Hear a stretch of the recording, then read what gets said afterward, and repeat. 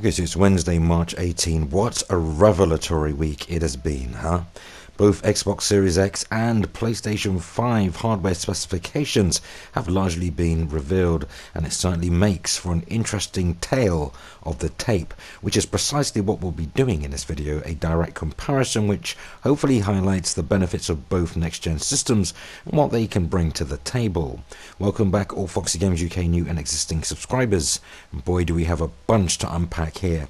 First and foremost, Microsoft revealed the full Xbox Series X spec on Monday via a series of pre-recorded videos and inviting influencers to take a look at the system up close at its Redmond office.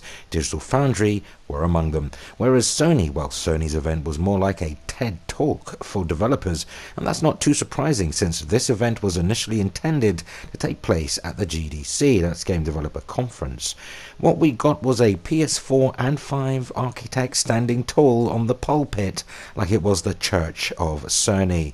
We saw a few silhouettes of people watching as Mark Cerny evangelized the PS5 system architecture, so it should be seen as more of a talk to the development community, really as a whole, rather than a staged PS5 reveal in its totality. So how do these two systems stack up?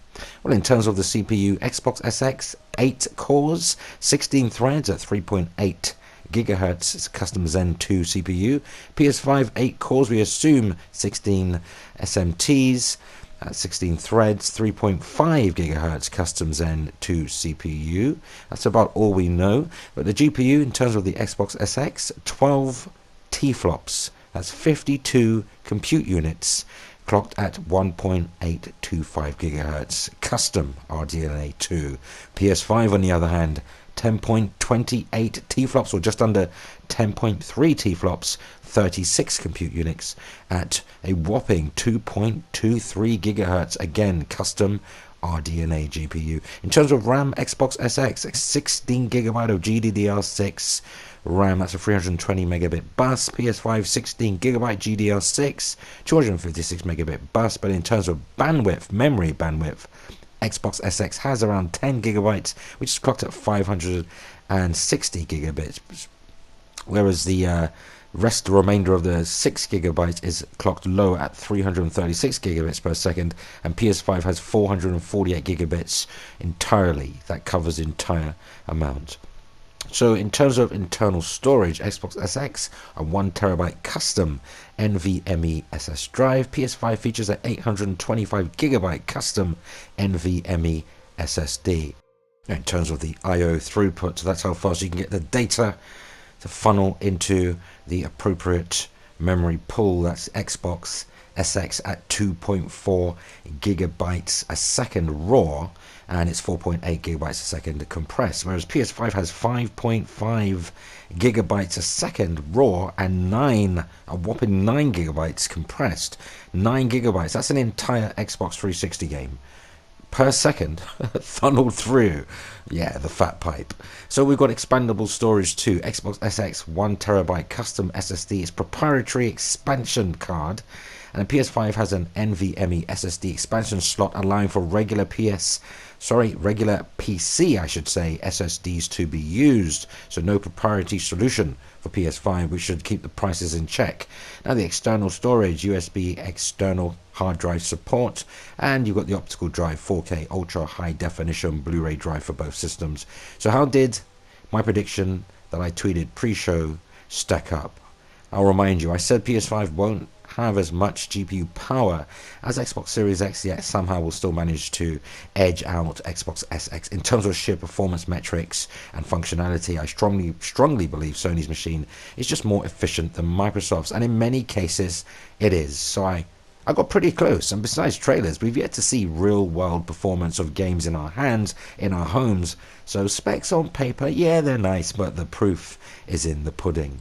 So there it is, Xbox Series X has the more powerful GPU, while PS5 has the higher capacity, faster SSD to make the most of the large and fast memory bandwidth. Hashtag fat pipe.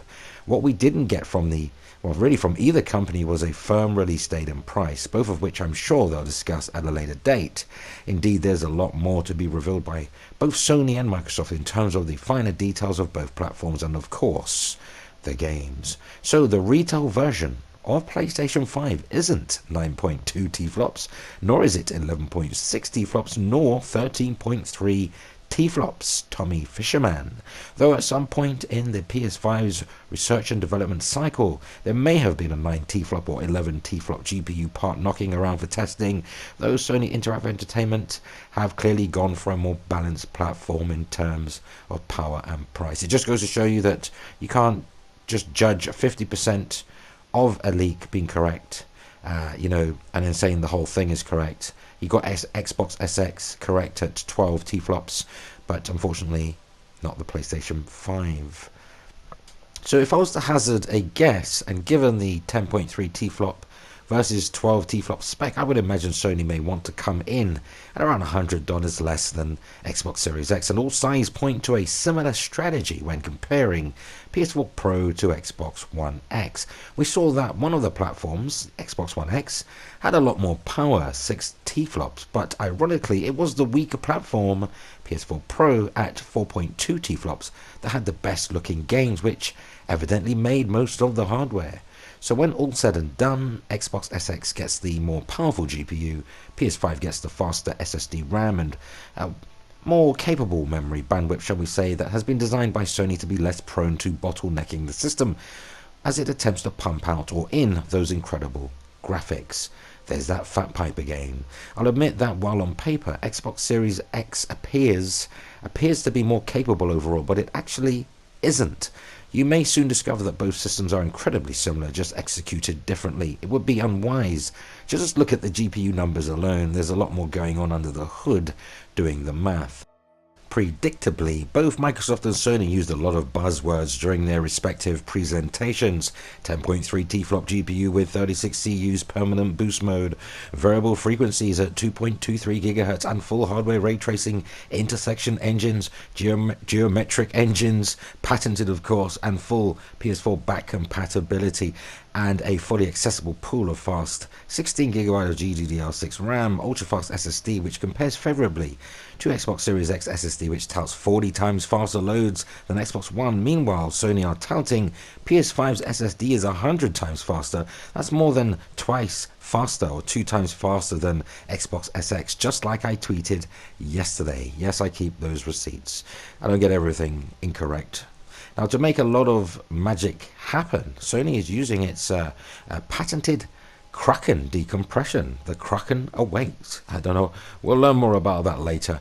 But Xbox has velocity and variable rate shading and a ton more that I can't recall off the top of my head. There was a lot more mentioned, but I just can't. I can't. But I'm incredibly happy with both systems spec, and of course I'll be purchasing both on launch day, though if there is a downside, is that I've noticed that every PlayStation gamer I know, including myself, was and still is genuinely excited, even happy about Xbox Series X spec blowout, which happened Monday, and yet now we've had the PS5 spec announcement today, and so begins the vitriol. Looks like we're in for a repeat of the last 7 years of Xbox One versus PS4 versus Xbox One X versus PS4 Pro power narrative nonsense, and that's a real shame. But we've come full circle. It's no longer about speculating which has the greater power, it's now about which produces the better games, and T-flops have never won that argument. Though what say you?